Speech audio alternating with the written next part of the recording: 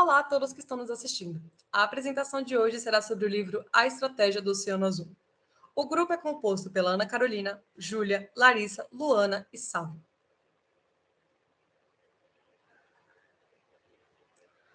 Nessa apresentação, abordaremos os temas Criando Oceanos Azuis, ferramentas e modelos de análise, reconstrução das fronteiras de mercado e além das fronteiras convencionais da concorrência, concentração no panorama geral, não nos números, vá além da demanda existente, acerte a sequência estratégica, supere as principais barreiras organizacionais, embuta a execução na estratégia e inovação de valor. De início, deixe essa frase do livro com vocês. Não concorra com os rivais, torne-os irrelevantes. O livro foi escrito pelo Sr. Shankin e pela René Milborn. Teve uma repercussão significativa, vendendo mais de 4 milhões de exemplares e sendo publicado em 43 idiomas. Bom, antes de começarmos a falar sobre o Oceano Azul propriamente dito, precisamos saber a definição de seu antagônico, o Oceano Vermelho. Este pode ser imaginado como uma região onde as empresas competem entre si de forma descontrolada, onde estratégias e regras são muito bem definidas. Agora, a principal diferença do Oceano Azul é a sua não preocupação quanto à competição, buscando situações e aspectos do mercado não antes explorados, como o Circo du Soleil, que trouxe outros aspectos físicos para o circo, onde juntaram a sofisticação dos teatros com a diversão dos circos, e o aplicativo Uber, que mudou o costume clássico dos táxis, oferecendo preços mais baixos e maior acessibilidade aos seus clientes. A inovação de valor é a dita pedra angular do Oceano Azul. Para este aspecto, é importante alinhar inovação, aumentando preço, ganho e custo. Tomamos agora como exemplo o Circo du Soleil. Nele podemos compreender a matriz de avaliação e de valor que ilustra aspectos em forma de um gráfico, onde o eixo horizontal ilustra a variedade nos atributos que o setor investe e compete, o eixo vertical ilustra a oferta para cada atributo pela perspectiva dos compradores e a curva de valor ilustra graficamente a performance relativa da empresa com base em cada atributo de valor. Então, vamos tomar, por exemplo, agora essa matriz na imagem. Podemos analisar que o Circo du Soleil investe e pede um preço maior nos seus ingressos do que os circos normais. Entretanto, não há gastos com astros circenses, com espetáculos com animais, descontos para grupos e espetáculos com vários picadeiros. Porém, há muita diversão e humor, vibração e perigo. Também não há o gasto com diversos picadeiros, apenas picadeiro único. Além disso, investe em novos aspectos, como tema, ambiente refinado para os espetáculos, várias produções e músicas e danças artísticas. O modelo de quatro ações é uma maneira de ajudar as empresas a criar sua própria curva de valor através de quatro perguntas. O que fazemos hoje que devemos fazer menos? O que fazemos hoje que precisamos fazer mais? O que fazemos hoje que devemos parar de fazer? E o que não fazemos hoje que precisamos passar a fazer?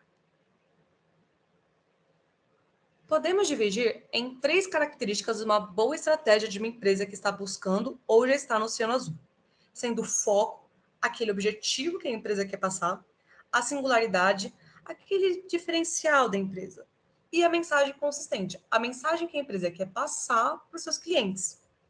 Podemos, então, tomar como exemplo a empresa Southwest, que oferece voos com mais disponibilidade de horários e velocidade. O foco, nesse caso, é disponibilizar mais opções de voos a seus clientes e voos mais rápidos, deixando de lado outros quesitos, como o melhor conforto ou alimentação. Na singularidade, podemos destacar que essa empresa buscou investir em viagens muito rápidas, que são os aviões, e muito baratas, a preço de viajar de carro. Na mensagem consistente, há uma frase que o próprio livro sugeriu para a empresa: velocidade de avião e preço de carro, sempre que você precisar. No livro, foram analisados vários exemplos de empresas que tiveram e que não tiveram sucesso na criação de oceanos azuis. A partir disso, os autores conseguiram criar uma metodologia para achar e criar plenamente um oceano azul. Essa metodologia, como os próprios autores dizem, não é infalível. Sua intenção é reduzir os riscos de falha o máximo possível. Para achar possíveis oportunidades de um oceano azul, os autores mencionaram 6 fronteiras que podem ser exploradas. A primeira delas é sobre os setores alternativos.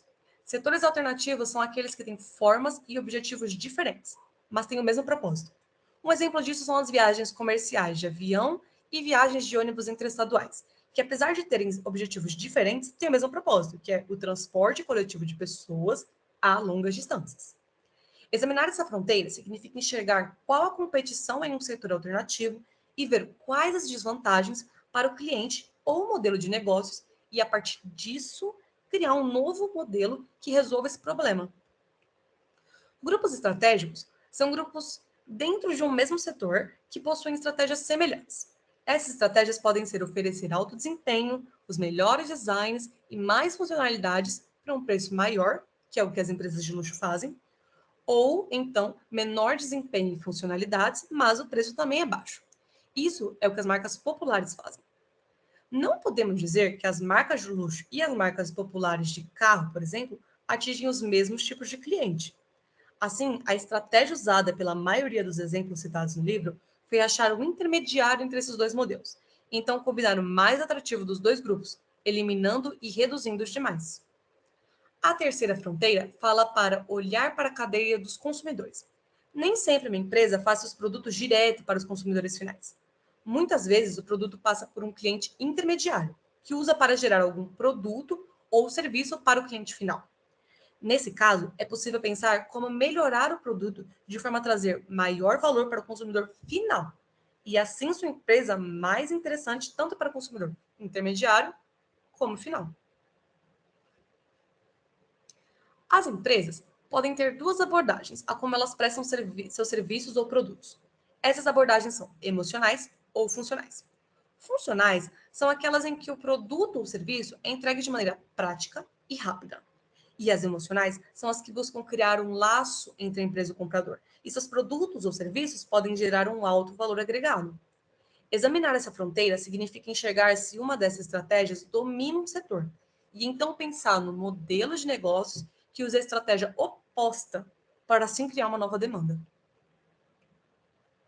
Muitas vezes, nem sempre só o serviço ou produto oferecido por uma empresa é o principal fator decisivo para que o cliente escolha entre essa empresa ou o concorrente. É muito comum, quando decidimos em qual loja ir, dentro de uma variedade, escolher, por exemplo, a que tem um estacionamento. Ou então, a que fica próximo de restaurantes, para que a gente possa almoçar sem precisar se deslocar muito. Isso são serviços complementares, serviços que se integram e se adaptam com as empresas complementares para proporcionar um melhor desempenho para o cliente e tem mais chance de eliminar a concorrência. A última fronteira consiste em observar tendências no setor, seja de novas tecnologias ou novas demandas, e criar um modelo de negócio que as englobe. Observar padrões de tendência é muito difícil. Porém, não ajuda a decidir se uma tendência tem potencial de criar um oceano azul ou não. Os autores deram 3 dicas. As tendências têm que ser decisivas para o negócio, irreversíveis e seguir uma trajetória clara. Atuar em uma nova tendência antes de seus concorrentes é uma ótima maneira de criar um oceano azul. Todas as fronteiras servem como se fossem dicas de onde olhar para perceber oportunidades de oceano azul, mas elas não são uma regra. O próprio livro dá o exemplo do Oceano Azul que a Apple criou com o iTunes. Antes do surgimento dessa plataforma, as duas opções de consumo de música eram CDs, que não permitiam a compra de uma música avulsa e nem downloads gratuitos na internet, que tinham má qualidade sonora e a demanda girava em torno do que era mais popular. O iTunes viu que o download online era uma tendência na área da música e moldou seu modelo de negócios em cima disso, explorando a fronteira temporal.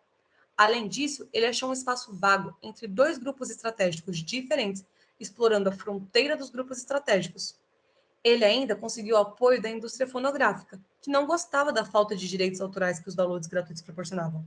E ao se integrar com essa indústria complementar, ele também explorou essa fronteira. Agora, vamos falar de como implementar a estratégia do Oceano Azul em uma empresa.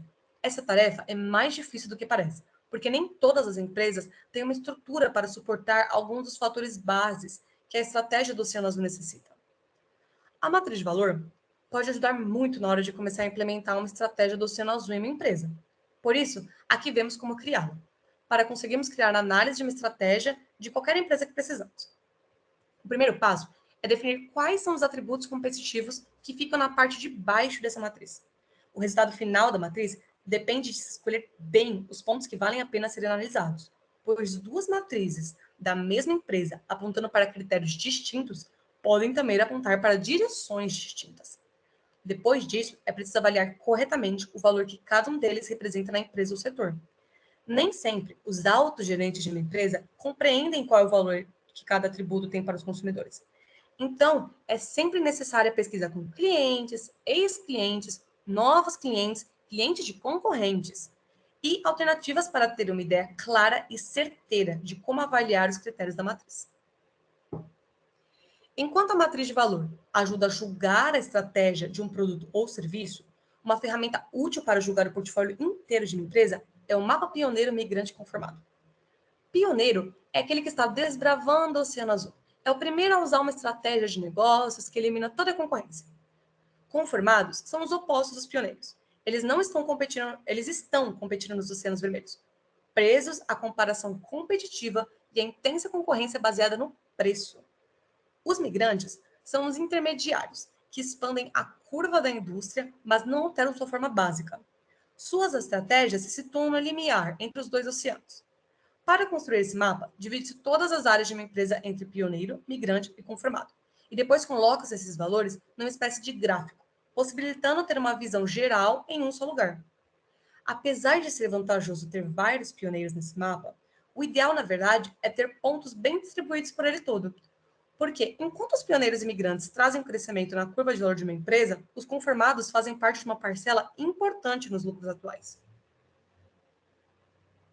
Nesse tópico, os autores destacam o caminho que vai além da demanda existente, ou seja, como maximizar o oceano azul que está sendo criado. O primeiro passo proposto por Kim e Malcolm foi pensar nos não clientes antes de pensar nos clientes. Os não clientes são divididos em três níveis. O primeiro é o não cliente quase convertido, que está na fronteira de um certo mercado. O segundo é o não cliente chamado refratário, que por escolha não optou por determinado mercado. O terceiro é o não cliente inexplorado, ou seja, o que está mais distante do mercado e nunca nem foi considerado como potencial cliente. Agora, sabendo como descobrir e maximizar um oceano azul, o livro nos mostra que é necessário um modelo de negócios que obtenha lucro. Para isso, é preciso seguir uma sequência estratégica. Primeiro, utilidade para o comprador. Se o cliente está convencido de que o produto ou serviço é uma boa escolha, é útil. Segundo, preço. Definição de um preço correto, que não seja capaz de questionar seu público-alvo em relação ao poder de compra. Terceiro, custo. Se o custo hábil for inevitável, é necessário abandonar ou recriar a ideia. E, por fim, a adoção. Barreiras como resistência à ideia por parte dos parceiros. Depois de falar sobre criação de um modelo de negócios, é preciso partir para a ação. Mas para isso é necessária uma ruptura drástica dos status quo e para conseguirmos esse feito, vamos precisar quebrar essas quatro barreiras.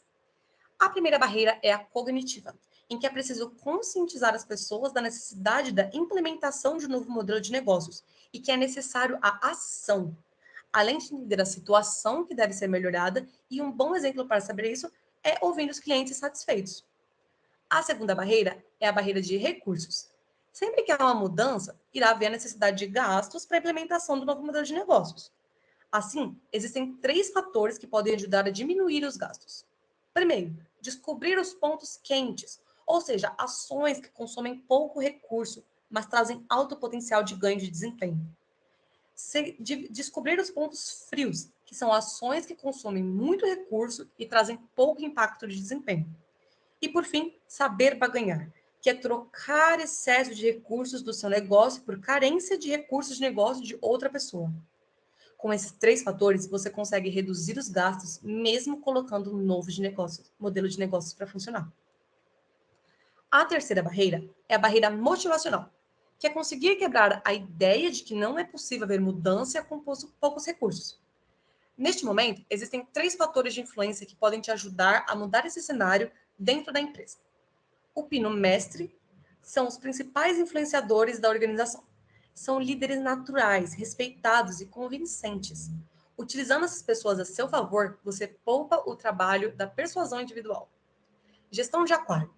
Para manter a motivação dos pinos mestres, é preciso sempre ressaltar sua importância e expor para a organização do seu trabalho, dando visibilidade e valorizando as qualidades emocionais e intelectuais dos funcionários. Essa gestão deve sempre se basear na transparência, inclusão e no processo justo. Atomização. O líder no ponto de desequilíbrio deve separar os problemas em níveis, para tornar palpável a quem escuta sobre a mudança e tornar o problema superável, possível.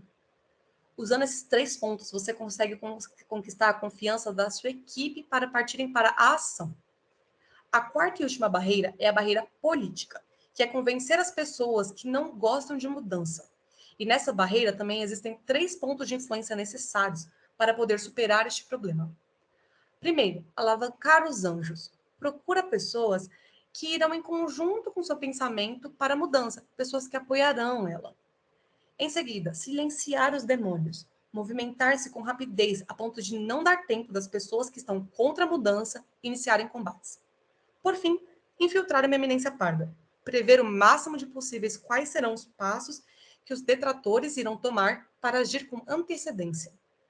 Superando essas 4 barreiras, está na hora de colocar um novo modelo de negócios para agir. Agora, vamos dar atenção em como realizar um processo justo, para que toda a colaboração ajude nessa nova implementação.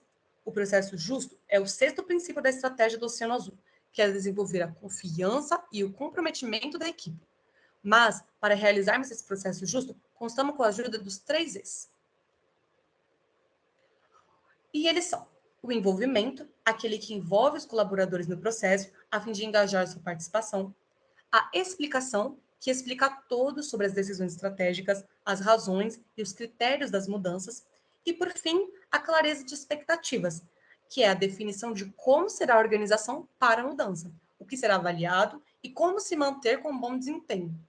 Sendo transparente com sua empresa, envolvendo todos os funcionários, independente de hierarquia e cargo, trazendo eles para perto e sempre explicando o porquê e por qual razão ela está acontecendo, você terá pessoas compromissadas com o propósito e que entenderão o real motivo pelo seu trabalho diário.